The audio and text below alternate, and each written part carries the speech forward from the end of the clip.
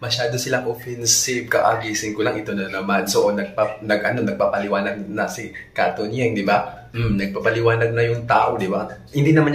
Hindi tanga si Katunyeng maglabas ng ganyang mga impormasyon kung hindi totoo. May patura na, may resibo na, may resibo na. So, iyon. So, sabi nila, nagsalita na daw si mahal na Senator Hontiveros.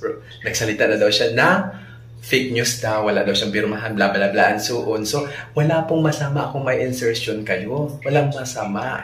Ang masama doon kung ginamit nyo sa katarantaduhan. Diba? O ganito lang. O diba, explain natin sa Biskaya, contractor. Tapos, itong tao na to, nakaupo sa may katungkulan. O diba?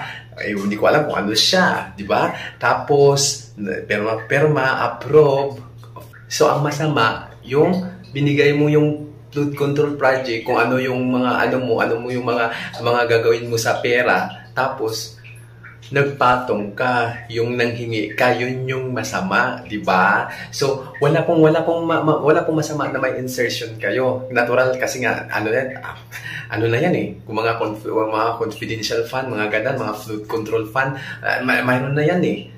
Ang masama lang kung naibigay ba talaga sa wasto, naigawa ba yan ng project, di ba? O nakikita mo yung mga bridges, yung mga di ba? Pati pala mga hospital, pati mga building na mga school, kasana, di ba? Di ba? Di ba? Ang kapal ng mga mukha ng mga to. Yun yung masama kung may galon ka, may patong. Pero kung wala, huwag kang magalit.